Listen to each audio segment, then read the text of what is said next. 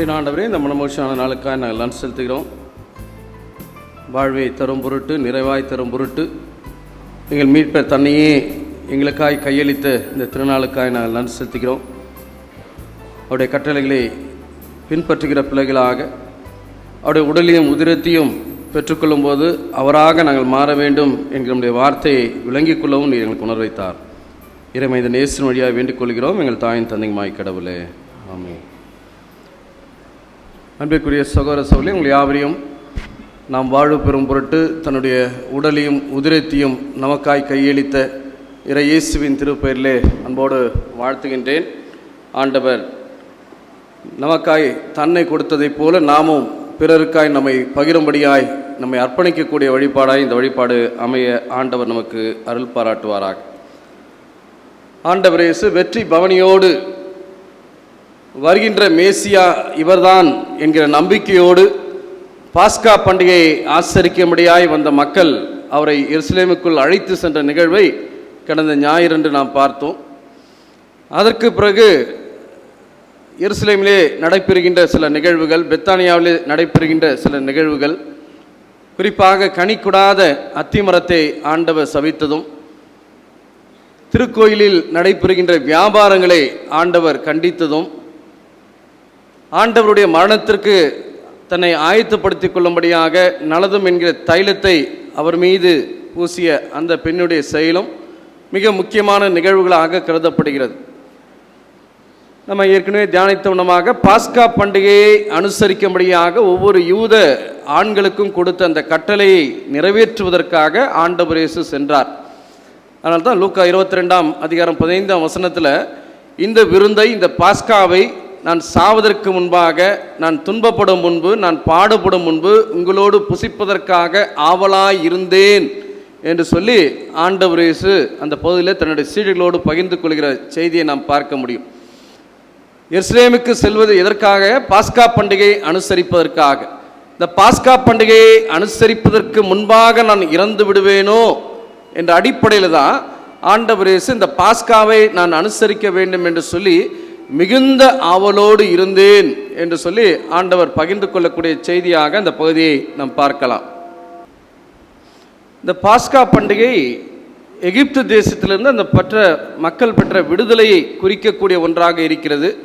ஒரு வயதான அந்த ஆட்டுக்குட்டி தன்னை பலியாக கொடுத்ததினாலே அதனுடைய இரத்தம் தெளிக்கப்பட்டு அவருடைய மாம்சத்தை உண்டு அந்த இரவிலே அவர்கள் எகிப்தை விட்டு பயணப்பட்டு கானான் தேசத்தை நோக்கி புறப்படுகிற செய்தியை நாம் பார்க்கலாம். சாவிலிருந்து வாழ்வை நோக்கி அந்த மக்கள் செல்கின்ற அந்த பயணத்தை தான் ஒவ்வொரு வருடமும் அந்த குறிப்பிட்ட நிசான் மாதம் 14ஆம் தேதி அனுசரிக்கும்படியாக கடவுள் கட்டளையிட்டு இருக்கிறார்.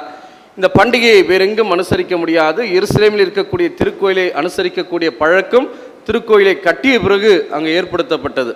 எனவே ஒன்று சேர்ந்து இஸ்ரவேல் மக்கள் அனைவரும் இந்த எருசலேமிலே கூடி ஆண்டவருக்காக பாஸ்காவை அனுசரிக்கும்படியாக இணைந்து வருகின்ற ஒரு நிகழ்வை தான் தொடர்ச்சியாக வரலாற்றிலே நாம் பார்க்க முடியும். நான் ஏற்கனவே சொன்னதைப் போல குறைந்தபட்சம் 2 லட்சத்திலிருந்து 2 மில்லியன், அதாவது 20 லட்சம் மக்கள் வரை அங்கு கூடியிருந்தார்கள் என்று சொல்லி யூத வரலாற்று ஆசிரியர் ஜோசிபஸ் 1ஆம் நூற்றாண்டின் வரலாற்று ஆசிரியர் தன்னுடைய வரலாற்று நூலிலே குறிப்பிட்டு இருப்பதையும் நாம் பார்க்க முடியும். இப்படி பெருந்திரளாய் இஸ்ரவேல் மக்கள் மற்ற பண்டிகைகளை காட்டிலும் இந்த பாஸ்கா பண்டிகைக்கு கூடுவது வழக்கமாக இருந்தது. அதனால தான் ஆண்டவர் இயேசு இந்த பாஸ்கா பண்டிகையை அனுசரிப்பதற்காக மிக ஆவலோடு இருந்தேன். எப்படி ஆவலோடு இருந்தார்? தனக்கு ஒரு பிரச்சனை வரும், தனக்கு ஒரு ஆபத்து வரலாம், தன்னுடைய உயிரை கூட இழக்க நேரிடலாம் என்கிற நிலையில தான் அவர் இந்த பயணத்தை மேற்கொண்டு வந்தார் என்று சொல்லி பார்க்கலாம். சமநோக்கு நற்செய்தி நூல்கள் என்று சொல்லப்படுகின்ற மத்தேயு, மார்க், லூக்காவிலே ஏறக்குறைய 3 முறை ஆண்டவர் இயேசு தன்னுடைய மரணத்தை அங்கு அறிவிக்கின்ற செய்தியை நாம் பார்க்க முடியும்.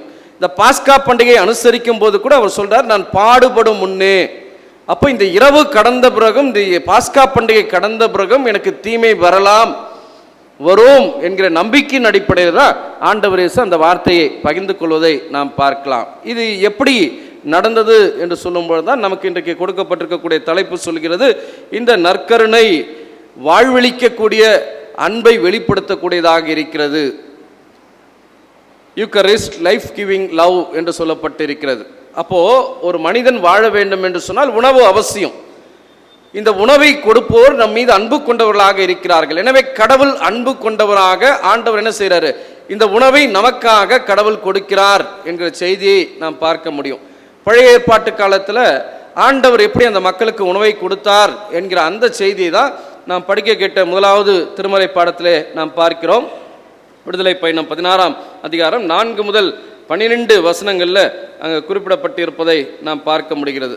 இஸ்ரேல் மக்கள் எகிப்து தேசத்திலிருந்து புறப்பட்டு வருகிறார்கள். புறப்பட்டு வந்தவுடனே அந்த மக்களுக்கு உணவு சரியான விதத்தில் இல்லை. எகிப்திலே தாங்கள் விரும்புகிற உணவையெல்லாம் ஆயத்தம் செய்து சாப்பிட்டார்கள். இப்போ விடுதலை பெற வேண்டும் என்று சொல்லி யோசித்தார்கள்.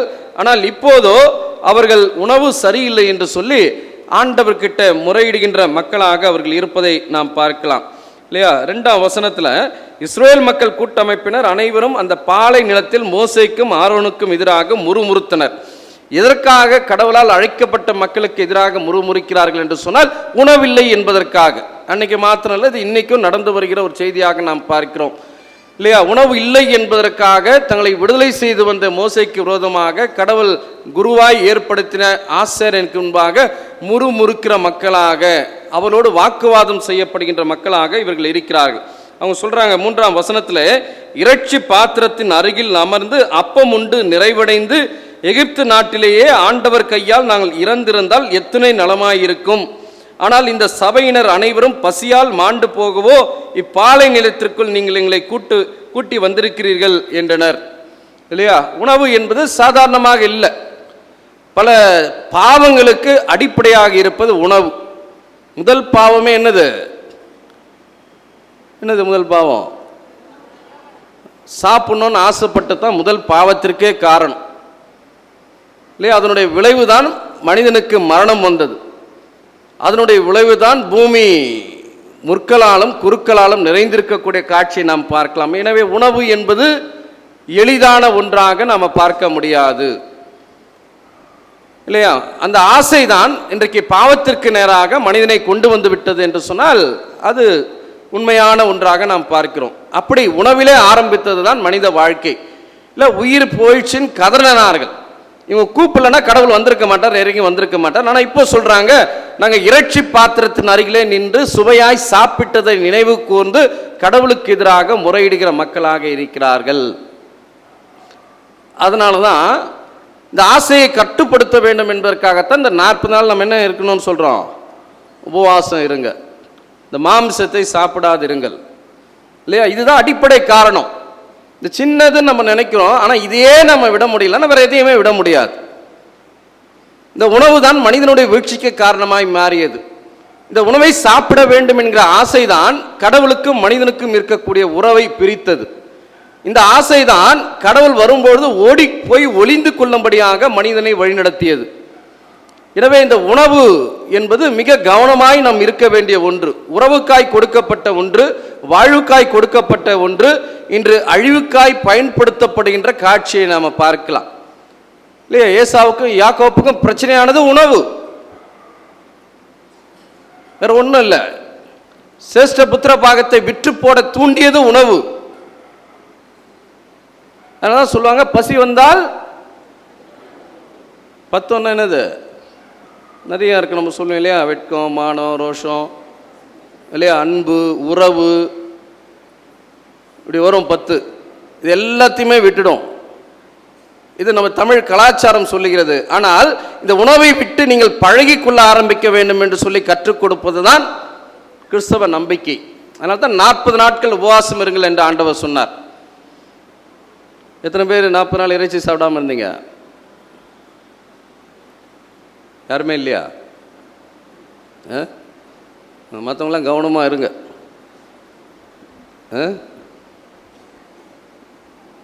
தீமையில் நம் விழுந்து போவதற்கு அதிக வாய்ப்பு இருக்குது. இதை கண்ட்ரோல் பண்ண ஆரம்பிக்கணும் இல்லையா? அப்போ இந்த உணவுக்காக தான் கடவுளும் முறுமுறுக்கிறாங்க. இந்த உணவுக்காகத்தான் கடவுள் அழைத்த தலைவர்களுக்கு எதிராக முறுமுறுப்பதை நாம் பார்க்கலாம். கடைசியில் இதில் போய் நின்ட்டாங்க பாருங்க. பெத்த குழந்தையை வளர்க்க முடியல, தூக்கி நைல் நதியிலே போட்டுவிட வேண்டும் என்கிற கட்டளை. 10 மாதம் பெற்று பார்த்த உடனே தூக்கி போட்டுடணும். ஆனால் இப்போ வாழ்வு உறுதியான உடனே சாப்பாடு தேவைப்படுகிறது. வாழ்வு கொடுத்த ஆண்டவரை உணவுக்காக எதிர்க்கக்கூடிய மக்களாக மாறிவிடுவதை நாம் பார்க்கிறோம். எனவே உணவை குறித்து மிக கவனத்தோடு நாம் இருக்க வேண்டும். அதனால்தான் போஜன பிரியனே உன் தொண்டையிலே கத்தியை வை என்று வேதம் நம்மை எச்சரிக்கிறது. என்ன நடக்குது பாருங்க. அவங்க கேட்கும் போது ஆண்டவர் என்ன சொல்றாரு, மோசே இடத்துல பேசுகிறார். நான் வானத்திலிருந்து அப்பத்தை உங்களுக்கு தருகிறேன் என்று சொல்லி ஆண்டவர் சொல்றாரு. அதுக்கு கட்டளை எல்லாம் கொடுக்கிறாரு இல்லையா? கட்டளை எல்லாம் கொடுத்துட்டு ஆண்டவர் என்ன சொல்றாரு, இந்த மன்னாவை கொடுப்பேன், உங்களுக்கு இறைச்சியை கொடுப்பேன், மாலையில் இறைச்சியும் காலையில் உங்களுக்கு மன்னாவையும் உணவாக கொடுப்பேன் என்று சொல்லி ஆண்டவர் வாக்கு கொடுக்கிறார். அப்படி சொல்லும் போது கூட என்ன சொல்றாரு, அன்னன்று தேவையான உணவை எங்களுக்கு தாரம். இது புதிய ஏற்பாட்டில் வரல, பழைய ஏற்பாட்டிலே வந்துருச்சு. உனக்கு என்ன தேவையோ ஒருவருக்கு 2 படி எடுத்து வச்சுக்குவான்னு சொல்றார். அது போதும். பசி ஆறுவதற்கு நம்மை படைத்த ஆண்டவருக்கு நமக்கு தெரியும் இல்லையா? ஒரு தாய்க்கு தெரியும் தன்னுடைய குழந்தை எவ்வளவு சாப்பிடும் என்று சொல்லி உணவு கொடுத்து அனுப்புவாங்க. என் குழந்தை 3 இட்லி சாப்பிடும், என் குழந்தை 4 இட்லி சாப்பிடும். அப்போ நம்மை உருவாக்கின ஆண்டவர், நமக்கு உடலை உருவாக்கின ஆண்டவர், நமக்கு எவ்வளவு போதும் என்று அறிந்திருக்கக்கூடிய ஆண்டவர் ஒரு தாயை போல உணவை கொடுக்கிறார். இவ்வளவு எடுத்து வைத்துக் கொண்டால் நீ போதும் அப்படின்னு சொல்றார். 18ஆம் வசனத்தில் 2 படி அளவீட்டில் அதனை அளந்து பார், போதும் இல்லையா? அதுக்கு மேல் அளந்து பார்த்தா எதுவும் மிஞ்சவும் இல்லை, குறைவாகவும் இல்லை. ஆனால் சில பேர் என்ன பண்ணல, கடவுளே வந்து சொன்னாலும் சில பேரை ஒன்றும் பண்ண முடியாது. அவங்க என்ன சொல்றாங்க, காலையில் வைக்காத அன்றைக்கு உணவு அன்றைக்கு போதும் சாப்பிடுவிடு என்று சொன்னால் நாளைக்கு வராமல் போய்விட்டால் என்ன பண்றது? அதனால் எடுத்து கொஞ்சம் வச்சுப்போம். என்ன நடந்துச்சு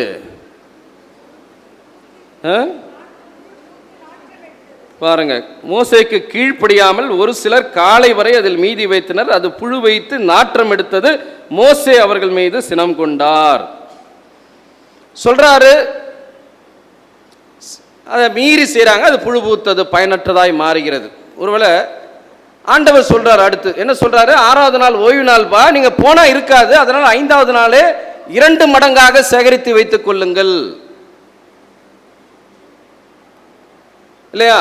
6வது நாள் வராது, ஓய்வு நாள் 7வது நாள் வராதுன்னு சொல்றாரு. ஆனா அப்ப கூட சில பேர் என்ன பண்ணல, நம்மள ஏதாவது இருக்குமா போய் பார்க்குறாங்க இல்லை? ஆண்டவர் சொல்லி தான் இந்த உணவு வருகிறது. ஆனால் அவர் சொன்னாலும் கீழ்ப்படியாமல் 25ஆம் வசனம் படிங்க பாருங்க. இன்று அதை நீங்கள் வெளியே காண முடியாது, இது ஆண்டவருக்குரிய ஓய்வு நாள் என்று சொல்லுகிறார். நேற்றே நீங்கள் 2 படினா 4 படி எடுத்து வச்சிங்கன்னு சொல்றார். ஆனா அடுத்த நாள் என்ன பண்றாங்க, 26 6 நாளும் அதை சேர்ப்பீர்களாக, 7ஆம் நாள் ஓய்வு நாளாய் இருக்கிறது, அதிலே அது உண்டாயிராது என்றான்.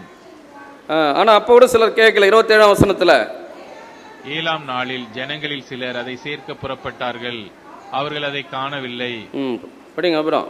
அப்பொழுது கர்த்தர் மோசேயை நோக்கி, என் கட்டளைகளையும் என் பிரமாணங்களையும் கை கொள்ள எந்த மட்டும் மனதில்லாதிருப்பீர்கள். பாருங்க, ஆண்டவர் கேட்கிறார் இல்லையா? சொன்னார், கடவுளுடைய வார்த்தை தாங்க முக்கியம். அதே உணவு தான். அவர் எடுத்து வைக்காதுன்றப்போ எடுத்து வச்சிங்கன்னா கெட்டு போகும். அவர் எடுத்து வை இருக்காதுன்னு சொல்கிறப்போ அவர் எடுத்து வைன்னு சொன்ன பிறகு போனால் அதே உணவு அப்படியே இருக்குது. அப்போ இங்கே உணவு முக்கியம் அல்ல. அதனால தான் மனுஷன் அப்பத்தினால் மாத்திரமல்ல, கடவுளுடைய வாயிலிருந்து புறப்படுகிற வார்த்தையினாலே பிழைப்பான். கடவுள் சொன்னது கீழ்ப்படியாமல் போனால் இப்படி தான் புழு புடுத்து அது நாற்றம் எடுத்து போகக்கூடிய அளவிற்கு நாமும் மாறிவிடுவோம். கடவுளுடைய வார்த்தையின்படி நடந்தால் அது பயனுள்ள ஒன்றாக மாறும். அதனுடைய அடையாளம் தான் உணவை வைத்து கடவுள் நமக்கு கற்றுக் கொடுக்கிறார். அதனால தான் முதல்ல சொல்றார் பாருங்க, 16ஆம் அதிகாரம் 4ஆம் வசனத்தில், இதோ பார், நான் உங்களுக்காக வானத்திலிருந்து அப்பத்தை பொழிய போகிறேன், மக்கள் வெளியே போய் தேவையானதை அன்றன்று சேகரித்துக் கொள்ள வேண்டும், என் கட்டளைப்படி நடப்பார்களா இல்லையா என்பதை நான் சோதித்தறிய போகிறேன் இல்லையா? இதை வச்சு சோதிக்கிறார். சாப்பாடு கொடுத்த உடனே சாப்பாடு கொடுத்த ஆண்டவருடைய வார்த்தையே நமக்கு மறந்து போய்விடுகிறது. ஆண்டவர் கொடுத்த கட்டளைகள் மறந்து போய்விடுகிறது. எனவேதான் உணவை குறித்து நாம் எச்சரிக்கையாக இருக்க வேண்டும். இல்லை, கடவுள் கொடுக்கிறார், தினந்தோறும் அவரை சார்ந்து இருக்க வேண்டும் என்று சொல்லுகிறார். இல்லை, வீட்டில் நம்ம என்ன யோசிக்கிறோம், நம்ம அப்பா கொடுக்குறப்ப அம்மா சமைக்கிறப்ப நம்ம என்ன பண்ணுறதில்ல, எடுத்து தனியாக எடுத்து ஒழிச்சு வச்சுக்கிறது இல்லை. எப்போ அந்த வீட்டில் நம்ம ஒருத்தரை நம்புகிறோம் இல்லை, ஒருத்தர் மேலே ஒருத்தர் நம்பிக்கை வைக்கிறோம், நம்ம உணவு ஒன்றாக இருக்கிறது. அதே போல ஒரு சமூகமாக நாம் கடவுள் மீது நம்பிக்கை வைத்து வாழ வேண்டும். ஒரு திரு அவையாக கடவுள் மீது நம்பிக்கை வைத்து வாழ வேண்டும் என்று சொல்லி ஆண்டவர் நம்மிடத்தில் எதிர்பார்க்கிறார். அப்போ கடவுள் நமக்கு உணவு தருகிறார். அந்த உணவை காட்டிலும் ஆண்டவருடைய வார்த்தைக்கு கீழ்ப்படிந்து நடக்கிறவர்களாக நாம் இருக்க வேண்டும். அதனால தான் இது வாழ்வழிக்கக்கூடிய உணர்வு. அது வெறும் அப்பம் மாத்திரமல்ல, கடவுளுடைய வாயிலிருந்து புறப்படுகிற வார்த்தையாக நமக்கு இங்கு சுட்டிக்காட்டப்படுவதை நாம் பார்க்க முடிகிறது. அடுத்து பாருங்க, அடுத்து 2வது திருமறை பகுதியில் நாம் பார்க்கிறோம் என்ன நடக்குது. இந்த வாழ்வழிக்கக்கூடிய உணவாக ஆண்டவர் இயேசு தன்னை கொடுத்திருக்கிறார். அது குறித்து தான் 1 கொரிந்தியர் 11ஆம் அதிகாரத்தில் நாம் பார்க்கிறோம். இது எப்படி இருக்குன்னா, நம்மை ஒன்றிணைக்கக்கூடியதாக இருக்கிறது. It's a symbol for uniting us என்று நாம் சொல்லலாம். It's unites us. எங்கோ பிறந்து எங்கோ வளர்ந்திருக்கிறோம், ஆனால் திரு அவையிலே ஒரு குடும்பமாக ஒன்று சேர்ந்து ஆண்டவருடைய உடலை ஒன்றாக நாம் பருகுகிறோம். இது ஒன்றாக பருகக்கூடிய நாம் எப்படி இருக்க வேண்டும், ஒன்றாக இருக்க வேண்டும் என்று சொல்லி ஆண்டவர் எதிர்பார்க்கிறார் இல்லையா? அதுதான் 1 கொரிந்தியர் 11ஆம் அதிகாரத்தில் கொரிந்து சபைக்கு பவுல் எழுதுகிறார். கொரிந்து சபையில் என்ன பிரச்சனை இருந்துச்சுன்னா, அந்த நாட்களில் சபை ஏற்படுத்தப்படவில்லை. அதற்கு முன்பாக வீடுகளிலே உணவு அருந்துவார்கள். எல்லா மக்களும் வந்து கூட்டமாய் சேர வேண்டும் என்பதற்காக வீடுகளில் தான் திருச்சபை நடந்தது. ஒரு பெரிய வீடு யார்கிட்ட இருக்கும்? வசதியானவர்கள் இடத்துல தான் இருக்கும். அப்போ அவர்களுடைய இல்லத்தில் தான் திருச்சபை கூடி வந்து கடவுளை தொழுது கொள்ள ஆரம்பித்த நிகழ்வுகள் நடைபெற்றது. அப்போ ஒவ்வொருத்தரும் என்ன செய்யணும், உணவை கொண்டு வர வேண்டும். உணவை கொண்டு வந்து உணவை சாப்பிட்ட பிறகுதான் இந்த அப்பத்தையும் திராட்சை ரசத்தையும் ஆசீர்வதித்து திருவிருந்தாக உட்கொள்ளக்கூடிய ஒரு வழக்கம் அந்த நாட்களிலே இருந்தது. குறிப்பாக கொரிந்து சபையிலே இருந்தது. ஆனால் என்ன ஆகி போச்சு, முதலாளி வர மாதிரி என்ன பண்ண முடியாது, யார் வர முடியாது, வேலைக்காரர் வர முடியாது, அடிமை வர முடியாது. அன்னைக்கு அடிமைகள் இருந்தார்கள். முதலாளி போன பிறகு வீட்டையெல்லாம் பாதுகாத்து அதை சுத்தப்படுத்தி விட்டு தான் அடிமைகள் திரும்ப திருச்சபைக்கு வர வேண்டும். யூத சமயத்தில் இருந்து வர பிரச்சனை பெருசா இல்லை. ஆனால் கிறிஸ்தவ சமயம் வந்த பிறகு எல்லோருக்கும் ஒரே வழிபாடு தான் ஆண்டவருக்கு முன்பாக. அப்போ அடிமையும் வர வேண்டும். அப்போ சீக்கிரம் வந்துடுறாங்க. சீக்கிரம் வந்த பிறகு எவ்வளோ நாள் காத்திருக்கிறது, பசிக்குது இல்லையா? சில ப்ரோக்ராம் முடியறதுக்கு முன்னே சரி 2 பேர் போயிடுவாங்க, கல்யாணம் முடிக்கிறதுக்கு முன்னே போய் உக்காந்துட்டு இருப்பாங்க. அந்த மாதிரி தான் என்ன போச்சு, பசிக்குதுன்னு சில பேர் என்ன பண்ணுறாங்க, எடுத்து வந்த உணவை சாப்பிட ஆரம்பித்து விடுகிறார்கள். இவங்க பெரும்பாலான மக்கள் வசதியான மக்களாக இருக்கிறார்கள். இவங்க தான் கொஞ்சம் அதிகமாக கொண்டு வந்து ஏழைகளோடு அதை பகிர்ந்து கொள்ளக்கூடிய வழக்கம் இருந்துச்சு. ஏன்னா ஒரு அடிமை ஒரு வீட்டில் வேலை செய்கிறாரு, அவர் என்ன பண்ண முடியாது, உணவை சமைத்து கொண்டு வருவதற்கான வாய்ப்பு இல்லை. அப்போ வசதியான மக்கள் கொஞ்சம் அதிகமாக சமைத்து கொண்டு வந்து இந்த ஏழைகளோடு பகிர்ந்து கொள்ள வேண்டும் என்பதுதான் அன்னைக்கு இருந்த வழக்கமாக இருந்தது. ஆனால் என்ன நடந்துச்சு, எவ்வளோ நேரம் இவங்களுக்காக வெயிட் பண்ணுறதுப்பா, நாங்கள் 6 மணிக்கெல்லாம் வந்துட்டோமே, அவங்க 7 மணி ஆச்சு வரலையே. அவங்க வேலை செய்த இவங்க வீட்டில் தான், ஆனால் அதை உணராமல், இப்படி வீடுகளிலும் வயல்களிலும் வேலை செய்கிறார், அதை உணராமல் அவங்க வரலை, அதனால் காத்திருக்க முடியாது, பசிக்கிறது என்று சொல்லி அவர்கள் சாப்பிட ஆரம்பித்து விடுகிறார்கள். சாப்பிட்டு ஆரம்பித்த பிறகு திருவிருந்து கொடுக்க ஆரம்பிக்கிறார்கள். திருவிருந்து கொடுக்கும் போது என்ன ஆகுது, கொஞ்சம் பேருக்கு சாப்பாடு இல்லை இல்லையா? அதனால தான் அவர் சொல்றார், 19ஆம் வசனம் படிங்க, 18 படிங்க பாருங்க. சபையிலே பிளவு இருக்கிறது அப்படின்னு கேள்விப்படுறார் கொரிந்து சபையில், அதை நம்புறார். அதற்கான எடுத்துக்காட்டோடு அவருக்கு கொடுக்கப்பட்டு இருக்கிறது. பிளவுகள் ஏற்கனவே நிறைந்திருக்கிறது. சரி, இது சில நேரத்தில் தவிர்க்க இயலாத ஒன்று. அப்படி இருந்தால் தான் யார் நல்லவங்க கெட்டவங்கன்னு தெரியும். அதனால் மார்க்க பேதம் என்பது சமய நம்பிக்கையின் அடிப்படையில் கருத்து வேறுபாடு கொண்டிருப்பதை தான் அந்த இடத்துல அவர் சொல்கிறார். பாருங்க, ஒருத்தர் முந்தி சாப்பிட்றாங்க, திரும்பி வந்தவங்க பசியாக இருக்கிறாங்க. ஒருவன் வெறியாய் இருக்கிறான். இப்படி செய்வது கர்த்தருடைய ராபோஜனம் பண்ணுகிறது அல்லவே. புசிக்கிறதற்கும் குடிக்கிறதற்கும் உங்களுக்கு வீடுகள் இல்லையா? தேவனுடைய சபையை அசட்டை பண்ணி இல்லாதவர்களை வெட்கப்படுத்துகிறீர்களா? உங்களுக்கு நான் என்ன சொல்லுவேன், உங்களை நான் என்ன பண்ண மாட்டேன், பாராட்ட மாட்டேன்னு சொல்றேன். அப்போ திருவிருந்து நம்மை ஒன்றிணைக்கக்கூடிய ஒன்று நம்மை என்னவா மாற்றுகிறதா, பிளவுகளோடு இருக்கக்கூடியதாய் மாறி இன்னும் பிரச்சனையை ஏற்படுத்தக்கூடிய ஒன்றாக மாறிவிடுகிறது. அதனால தான் பயனில்லை. உணவுன்றதே உறவுக்கு தாங்க அடிப்படை. ஒரு வீட்டில் போகிறோம், பொண்ணு பார்க்குறோம், பிடிச்சிருக்கு, உறவை ஏற்படுத்திக்கலான்னு தெரிஞ்சாதான் என்ன பண்ணுவோம், சாப்பிடுவோம். பொண்ணு பிடிக்கலங்க, பரவாயில்ல செஞ்சுருப்பீங்க, எடுத்துகிட்டு வாங்க சாப்பிட்டு போகிறேன்னு சொல்லுவோமா, இல்லை கேட்டால் தான் கொடுப்பாங்களா? பிடிச்சி போச்சுன்னா சாப்பிட்றதுக்குன்னே ஒரு வாட்டி போகும். கை நினைக்கிறதுக்கு போவோம் அப்படின்னு போயிட்டு கையை மட்டும் எப்போ நினைப்பாங்க, அதுக்கு முன்னாடி சாப்பிட்றத சொல்ல மாட்டாங்க, கை நினைக்க போகிறேன். அப்போ சாப்பாடு என்பது உறவு. இந்த உணவு சாப்பிடுவதன் வழியாக உறவை ஏற்படுத்தி கொள்ளப் போகிறேன்.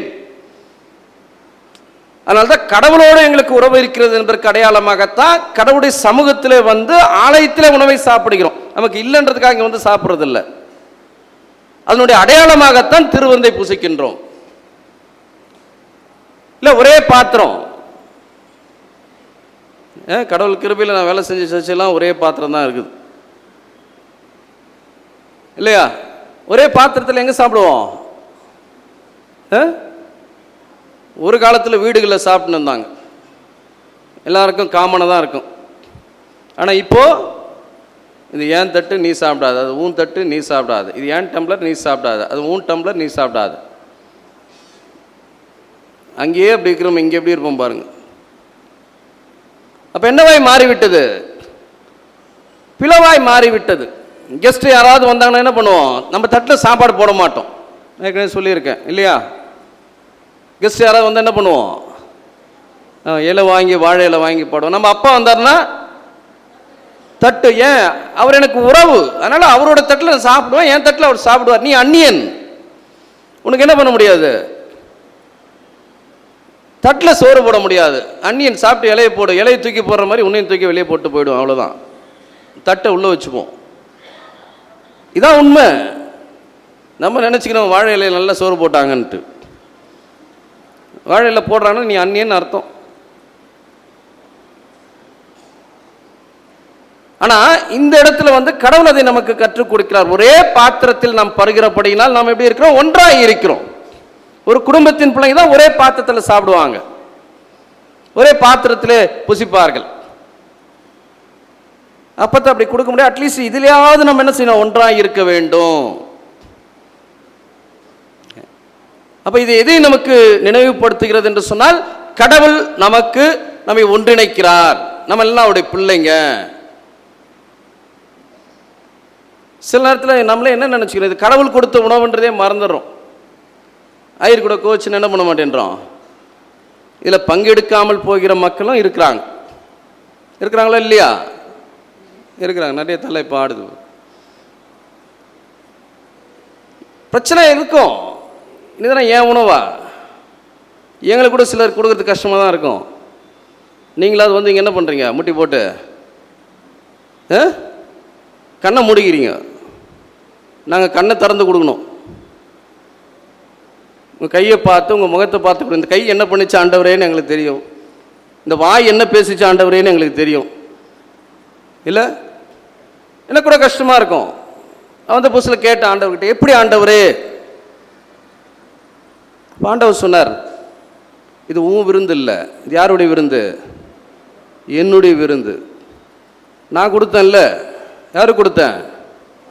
என்னை காட்டி கொடுப்பான் என்று அறிந்திருந்தும் ஒருவனுக்கு நான் கொடுத்தேன்ல, அதே போல தான் நீ கொடுக்கணும். கொடுப்பது மட்டும்தான் உன் வேலை.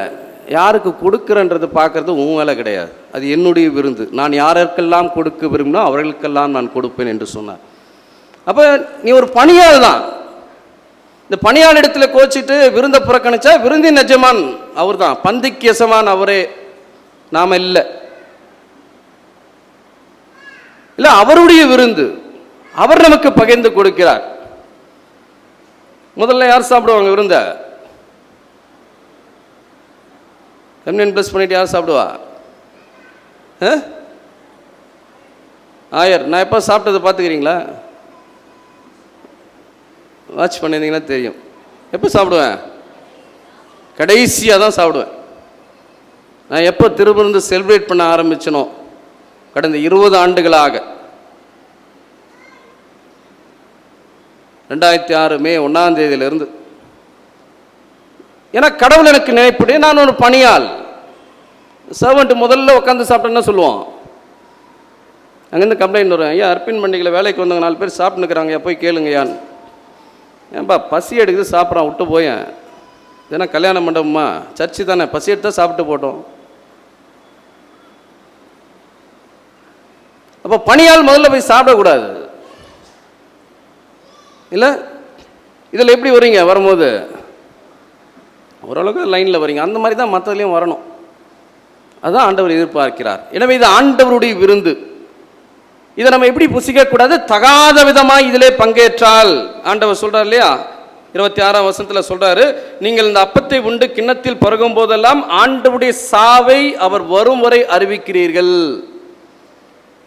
இல்லையா, நான் ஏற்கனவே சொல்லியிருக்கேன் இல்லையா, பாவத்தின் சம்பளம் மரணம். ரத்தம் சிந்துதல் இல்லாமல் பாவம் மன்னிப்பில்லை. அதனால தான் பலியிடப்பட்ட ஒரு ஆட்டின் ரத்தத்தை வைத்து நாம் பாவ மன்னிப்பை பெற்றுக்கொள்கிறோம். அப்போ அந்த பலியினுடைய அடையாளமாகத்தான் ஆண்டவர் தன்னையே பலியாக கொடுத்தார். பலியிடப்பட்ட அந்த ஆட்டுக்குட்டை நாம் அனைவரும் சாப்பிடும் போது நமக்கு பாவ மன்னிப்பு கிடைக்கிறது. அப்போ நம்ம உணரணும், இது இறந்ததுனால தான் நான் வாழ்ந்து கொண்டிருக்கிறேன். அதனால தான் அதை நீங்கள் சாப்பிடணும்னு சொல்றார். அப்போ பாவம் இல்லாத நிலையில் ஆண்டவர் தன்னை கொடுத்ததுனால நம்மை மன்னிக்கக்கூடிய அதிகாரம் அவருக்கு இருக்குது. அந்த அதிகாரத்தின் அடிப்படையில் தான் அவருடைய உடலையும் அவருடைய இரத்தத்தையும் அவர் நமக்கு கொடுக்கிறார். நாம் அதில் பங்கேற்கிறோம். அப்போ எனக்காக பிற்கப்பட்ட உடல், எனக்காக சிந்தப்பட்ட ரத்தம், இது சிந்தப்பட்டதினாலே, இது உடைக்கப்பட்டதினாலே நான் வாழ்கிறேன். நான் எப்படி மாறணும்? அவரை போல மாற வேண்டும். ஒரு டானிக் குடிக்கிறீங்களே, எது குடிக்கிறீங்க? ஒரு மருந்து சாப்பிட்றீங்களே, எது குடிக்கிறீங்க? ஏதோ ஒன்று உள்ளே வந்திருக்குது, ஒரு பாக்டீரியாவோ ஒரு வைரஸோ, அது வெளியே போகணும், குணமடைய வேண்டும். இல்லை பாடி நல்லா இருக்கணும்னு யோசிக்கிறோம். அதே போல தான் இது. எதுக்கு சாப்பிட்றா? உங்கள் ஆன்மா மாற வேண்டும். இது வெறும் சாப்பிட்டு போகிறதுனால பயன் கிடையாது. இதை உணர்ந்து சாப்பிடும் பொழுது. அதனால தான் அந்த இடத்துல சொல்றார், ஆகவே எவராவது தகுதியற்ற நிலையில் இந்த அப்பத்தை உண்டால் அல்லது ஆண்டவரின் கிண்ணத்தில் பருகினால் அவர் ஆண்டவரின் உடலுக்கும் இரத்தத்திற்கும் எதிராக குற்றம் புரிகிறார். 28ஆம் வசனம் பாருங்க, தன்னைத்தானே சோதித்தறிந்த பின்பே இந்த அப்பத்தை உண்டு இந்த கிண்ணத்தில் பருக வேண்டும். நேரம் 8:45 வந்து நேரம் முட்டி போட்டுக்கிறது இல்லை, ஆசீர்வாதம்ன்றது கிடையாது. பாவ அறிக்கையை செய்யாமல் இதில் பங்கேற்பதை தவிர்க்க வேண்டும். இதை தான் கன்ஃபர்மேஷன் கிளாஸில் சொல்கிறோம், இதுக்கு தான் வரணும்னு சொல்கிறோம். ஆனால் அதுக்கு வரத்துக்கே கஷ்டமாகுது இல்லை. இது விருந்து இல்லை, திருவிருந்து. நேரம் அந்த விருந்து சாப்பிட்ற மாதிரி இல்லை. நேராக போய் 8:30 மணிக்கு வந்து நேராக போய் உக்காந்துக்க முடியாது. நான் தகுதியற்ற நிலையை ஆண்டவருக்கு அறிவிக்க வேண்டும். ஆண்டவரை ஏற்று தன்னுடைய இரக்கத்தினால் நமக்கு மன்னிப்பு கொடுக்கணும். அதில் நிற்க வேண்டிய தகுதி அவர் நமக்கு கொடுக்கிறார். அதனால தான் தாழ்மையின் மன்றாட்டு. வெறும் மன்றாட்டுன்னு சொல்லலை. அப்போ அது முழங்கால் படியிடணும், முடியலன்னா எழுந்து நிற்கணும். ஒரு வித்தியாசத்தை காண்பிக்காவிட்டால் அதில் அர்த்தமே இல்லை. அதனால தான் சொல்றாரு, நம்ம என்ன செய்யணும்? தகுதியற்ற நிலையில் இதை புசித்தால் அது உனக்கு ஆபத்தா இருக்கும். அதனால என்னவாயிடுச்சு பாருங்க, படிங்க 29ஆம் வசனம். எண்ணத்தினாலெனில் அபாத்திரமாய் போஜன பானம் பண்ணுகிறவன் கர்த்தருடைய சரீரம் இன்னதென்று நிதானித்து அறியாததினால், அதை உணராமல் அருந்தும் போது தண்டனை தீர்ப்பை தானே நம் மீது ஏற்றுக்கொள்கிறார்கள். இல்ல, ஏசாயா 49 ஆண்டவர் சொல்றார், 1ஆம் தேதி பார்த்தோம், உங்களுக்கு கஷ்டத்துக்கு நான் காரணம் இல்லப்பா, நீங்க என்னை விட்டு போய்விட்டீர்கள். அப்ப நாமே தீமையை வருவித்துக் கொள்கிறோம். அதனால என்ன ஆச்சா? 30ஆம் வசனம் பாருங்க, வலுவற்றோராயும் உடல் நலமற்றோராயும் இருக்கின்றனர். பாருங்க, மற்றும் பலர் இறந்தும் விட்டனர். ஆனால் நம்மை நாமே சோதித்தறிந்தோமானால் நாம் இந்த தீர்ப்புக்கு ஆளாக மாட்டோம்.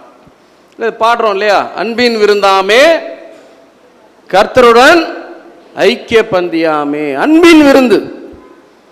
இந்த பாட்டை எப்போ எழுதுனாங்க தெரியுமா?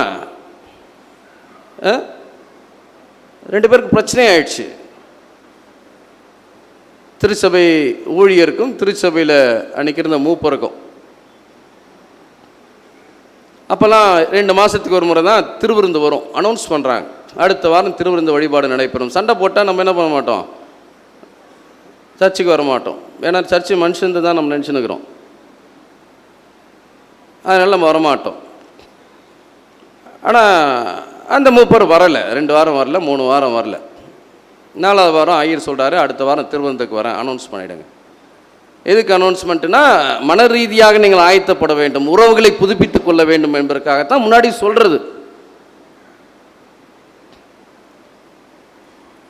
அப்போ நாட்கள் கடந்தது, ஒரு கஷ்டமாக இருந்துச்சு.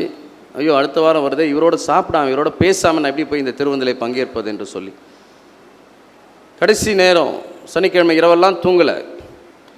காலையில் இந்த ஊழியர் எழுந்து போகிறார். அந்தம்மா வெளியே வந்து பார்த்துட்டு, ஐயோ வீட்டுக்கே சண்டை போட வந்துட்டார் போல் தெரியுதுன்னு என்ன பண்ணுறாங்க, அவரை போய் கூட்டிகிட்டு வராங்க.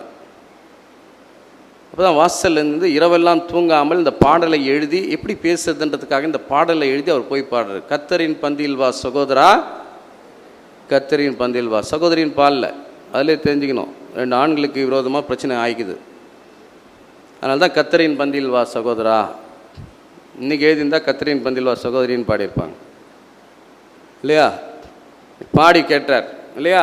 உனக்காக அவர் ரத்தம் சிந்தினாரப்பா, அந்த காரணத்தை மனப்பூரணமாக எண்ணி கர்த்தரின் பந்தியில் வா. இது அன்பின் விருந்தாமே, கர்த்தருடன் ஐக்கிய பந்திப்பா. ஏன் கூட இல்லை, என் கூட கோச்சின்னு இதை விட்டு போயிடாத, இது கர்த்தருடன் ஐக்கிய பந்தி, அந்த பந்திக்கு வா. எனக்காக ஏன் நீ விட்டு போற? இல்லை நான் பரலோகத்திலேருந்து கொஞ்சம் பேர் வெளியே போயிட போறீங்க, வா எடுத்துக்கோ சொல்லி அவரை அழைத்து வந்து இருவரும் என்ன பண்ணுறாங்க, அந்த திருவிருந்தில் பங்கேற்கிறாங்க. இல்லை அந்த பாடல் நம்ம பாடுறோமே, நமக்கு என்ன ஒரு எந்த தகுதி நிலையில் நம்ம அதை பாடுகிறோம் இல்லை? எனவே தகுதி உள்ள நிலையில் ஆண்டோடைய விருந்தை பங்கேற்க நாம் முயற்சி செய்வோம். நிறைவாக நாம் படிக்க கேட்ட லூக்கா நற்செய்தி, யோவான் நற்செய்தி நூல் 13ஆம் அதிகாரத்தில் பார்க்கிறோம் இல்லையா? ஆண்டவர் இதை குறித்து சொல்லும்போது, it's a discipleship action in action என்று சொல்லுகிறார். சீடத்துவத்தினுடைய பிராக்டிஸ். இந்த திருவிருந்து என்பது வெறும் சடங்கு அல்ல. 16வது லூயி என்று சொல்லக்கூடிய ஒரு அரசர் எந்த நாட்டில் இருந்தார்? பிரான்ஸ் தேசத்துடைய அரசராக இருந்தார். ரொம்ப கடினமான ஒரு அரசராக இருந்தார். மக்கள் மீது வரி பல போட்டார். மக்களுடைய உழைப்பை சுரண்டி ஆடம்பர வாழ்க்கை வாழ்ந்தார். அவருடைய காலத்தில் அந்த பிரெஞ்சு மக்கள் மிக கஷ்டப்பட்டாங்க. 14ஆம் லூயி என்று சொல்லக்கூடிய அரசருடைய காலத்தில் அவர் ஒவ்வொரு முறையும் என்ன செய்வாராம், 4 அடிமைகள், அவர்கிட்ட வேலை செய்கிற 4 அடிமைகளை கொண்டு வந்து இந்த வியாழன் அன்று அவர் என்ன பண்ண, அவருடைய கால்களை கழுவி அந்த சடங்காக அதை நிறைவேற்றுவார். அதுக்கப்புறம் அவங்க அடிமையாகவே இருப்பாங்க, இவர் அரசராகவே இருப்பார். பழையபடி அவங்க பழைய வேலையை செய்ய வேண்டியதான், இவராக இருப்பார். இப்படி மாற்றமில்லாமல் செய்யப்படுகின்ற சடங்கை ஆண்டவர் நமக்கு ஏற்படுத்தவில்லை, மாறாக இது செயல் வடிவம் பெற வேண்டும் என்று சொல்லி எதிர்பார்க்கிறார். அதனால தான் அடிக்கடி நம்முடைய வர்ஷிப் என்னன்னு சொல்லுவோம், சர்வீஸ்ன்னு சொல்லுவோம். மார்னிங் சர்வீஸ்ன்றோம், ஈவினிங் சர்வீஸ்ன்றோம், ஏன் கிறிஸ்மஸ் சர்வீஸ்ன்றோம் இல்லையா? வழிபாடு என்பது ஒரு பணியோடு ஒப்பிடப்பட்டது. பிறருக்கு சர்வீஸ் பண்ணணும், அதுதான் அதனுடைய நோக்கம். அதனால தான் கிறிஸ்தவ வழிபாடுகளை நம்ம நான் சர்வீஸ் அட்டன் பண்ணுறேன், இதில் அட்டன் பண்ண நான் பிறருக்கு சர்வீஸ் செய்யும்படியாக செல்ல வேண்டும். அதுதான் இந்த இடத்துல ஆண்டவர் இயேசு சொல்றார். 11ஆம் அதிகாரம் முதல் பகுதியில் பார்த்தீங்கன்னா, பாஸ்கா விழா தொடங்கவிருந்தது, தாம் இவ்வுலகத்தை விட்டு தந்தையிடம் செல்வதற்கான நேரம் வந்துவிட்டது என்பதை இயேசு அறிந்திருந்தார் இல்லையா? அதனால அவர் என்ன செய்கிறாரு, இந்த விருந்தை ஆயத்தம் செய்கிறார். ஆயத்தம் செய்யும்போது விருந்து அழைக்கிறவங்க ஹோஸ்ட் என்ன பண்ணுவாங்க, அந்த காலத்திலலாம் வாசலில் நின்று நம்மளை வாங்க வாங்கன்னு வரவேற்பாங்க. இப்போலாம் என்ன பண்ணுறாங்க, கொஞ்ச நாளைக்கு முன்னே ஒரு பொம்மை வச்சுருந்தாங்க, அது பாட்டுன்னு என்ன பண்ணோம், கை எடுத்து கூப்பிடும். இப்போ அதுக்கு கூலிக்கு ஆள் வைக்க ஆரம்பிச்சிட்டாங்க. யாருன்னே தெரியாது, வாசலில் நின்று அவங்க என்ன பண்ணுவாங்க, யூனிஃபார்ம் போட்டு நம்மளெல்லாம் வாங்க வாங்க வாங்க, நான் யாருன்னு அவங்களுக்கு தெரியாது, அவங்க யாருன்னு எனக்கு தெரியாது. கொஞ்ச நேரம் பொறுத்து பார்த்தா போகும்போது அவங்க யாரோ வேலையை பார்த்துட்டு இருப்பாங்க, நம்ம யாரோ வேலையை பார்த்துட்டு இருப்பாங்க. ஆனால் அப்போல்லாம் என்ன செய்வாங்க, அந்த விருந்துக்கு அழைத்தவர்கள் அவர்களை வரவழைப்பது வழக்கமாக இருந்தது.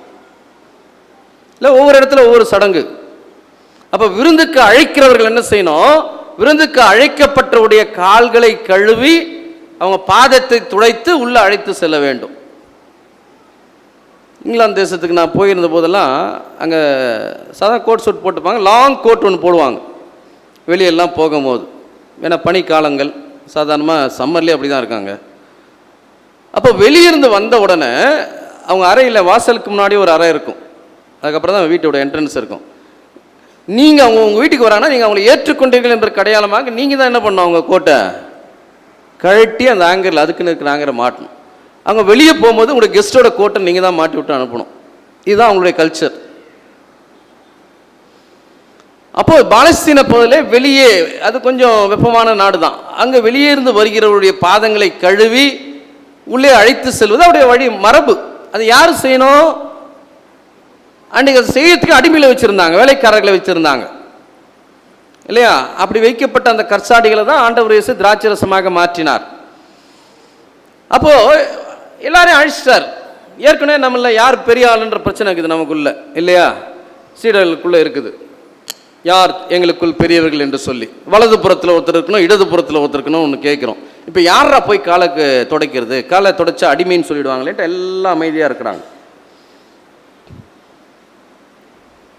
அப்போதான் ஆண்டவர் இயேசு என்ன செய்கிறாரு பாருங்க. இயேசு பந்தியிலிருந்து எழுந்து பந்தியில் உக்காந்துட்டார்.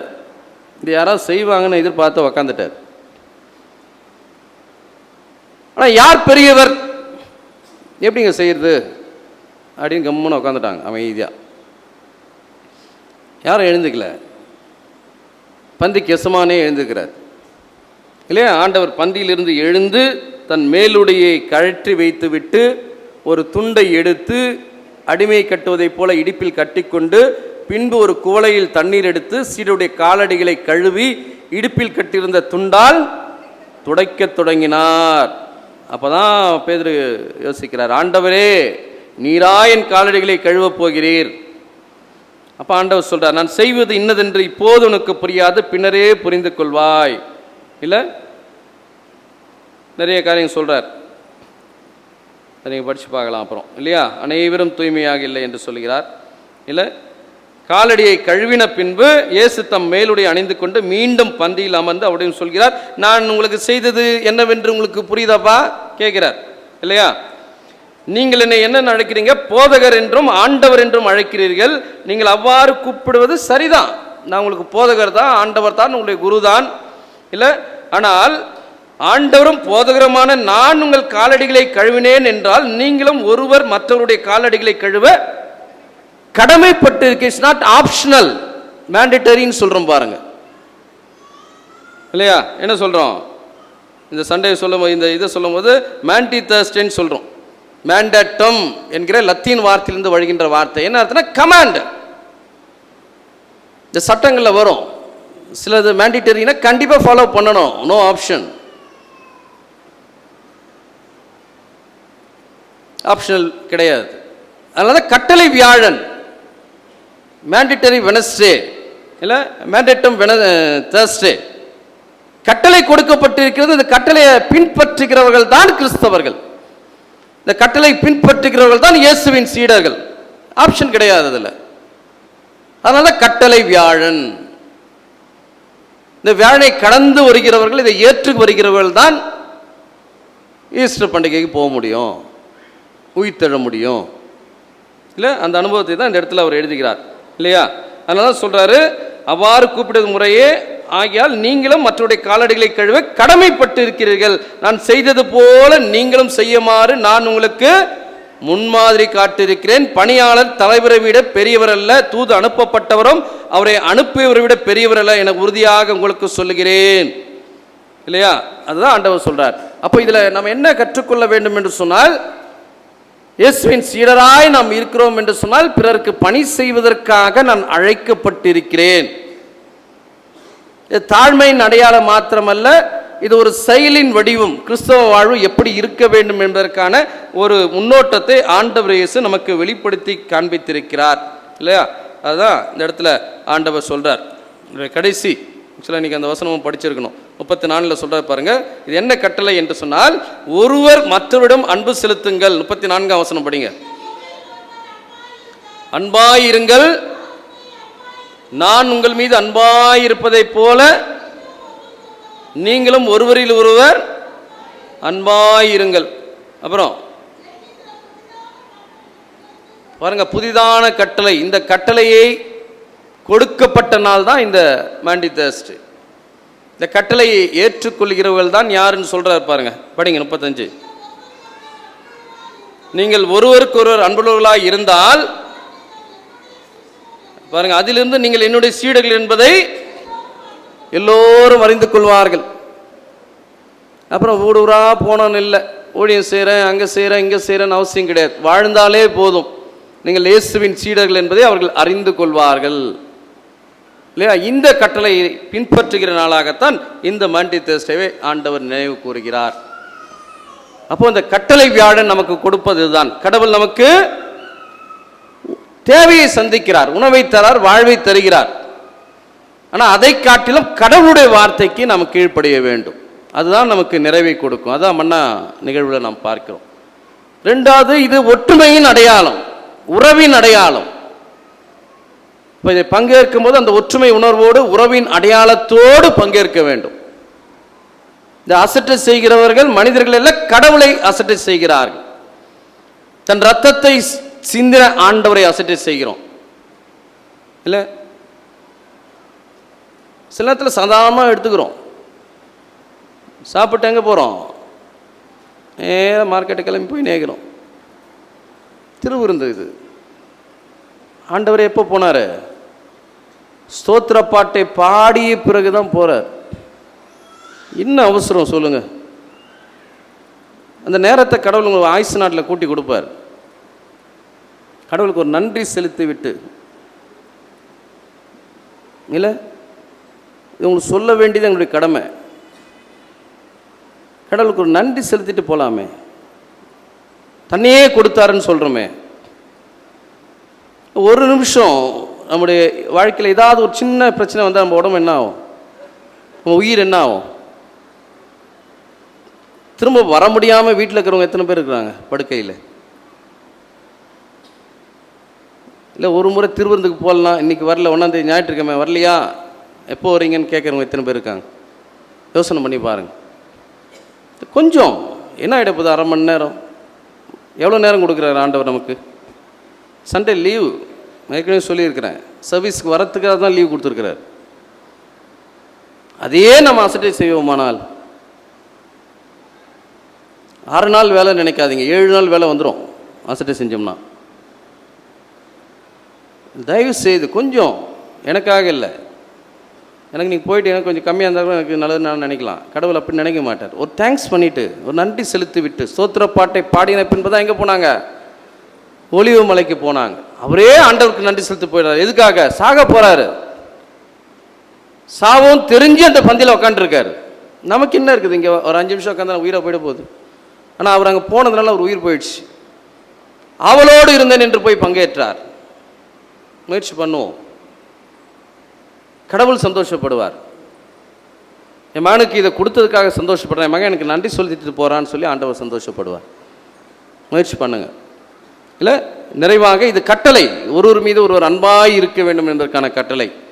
எனவே இந்த காரியங்கள் எல்லாம் மனதில் வைத்து இதை பின்பற்றுகிற பிள்ளைகளாக, ஆண்டவருடைய கட்டளையை ஏற்று வாழ்கிற பிள்ளைகளாக இந்த திருவிருந்திலே பங்கேற்க முயற்சி செய்வோம். இன்றைக்கு மாத்திரமல்ல, இந்த வாழ்நாள் முழுவதும் சிலுவை நோக்கி நம்முடைய பயணத்திலே, விண்ணை நோக்கி நம்முடைய பயணத்திலே, மண்ணிலே ஆண்டவருடைய வார்த்தைகளை பின்பற்றி வாழ முயற்சி செய்ய ஆண்டவர் நமக்கு உதவி செய்வாராக. செபிப்போம். அன்பின் ஆண்டவரே, இந்த மணமகளான நாளுக்காக நாங்கள் நன்றி செலுத்துகிறோம். வாழ்வின் ஆண்டவர், வாழ்வு உம்முடையது. பெற்ற குழந்தைகளுக்கு பெற்றோர் உணவளிப்பதைப் போல ஒவ்வொரு நாளும் எங்களுக்கு உணவளித்து எங்களை பாதுகாக்கிற ஆண்டவராக இருக்கிறேன். உணவை காட்டிலும் உணவளிக்கக்கூடிய உம்மீது நாங்கள் அன்பு கூற, இந்த வார்த்தைகளை நாங்கள் கனப்படுத்த நீர் எங்களுக்கு கற்றுத்தரும்படியாக குறித்து செபிக்கிறோம். கிறிஸ்துவின் உடலும் இரத்தமும் ஒற்றுமையின் அடையாளம் என்று உணர்ந்து வாழ அருள் பாராட்டு. இந்த கட்டளை வியாழன் ஒருவர் மீது ஒருவர் அன்பாயிருக்க வேண்டும் என்று சொல்லிய புதிய கட்டளையை பெற்றுக்கொண்டது நாள். ஆண்டவர், இதற்கு போக்கு சொல்ல எங்களுக்கு இடமில்லை. நாங்கள் அனைவரும் கிறிஸ்துவின் பிள்ளைகள், இயேசுவின் சீடர்கள், கிறிஸ்தவர்கள். இதை பின்பற்ற வேண்டும் என்கிற மனநிலையோடு இதை பின்பற்ற முயற்சி செய்ய உணர்வைத்தார். இதை இந்த நேசின் வழியாக வேண்டிக் கொள்கிறோம் எங்கள் தாயின் தந்தையுமாய் கடவுளே. ஒன்றுமில்லை நான், ஒன்றுமில்லை நான், அன்பு எனக்கு இராவிட்டால் ஒன்றுமில்லை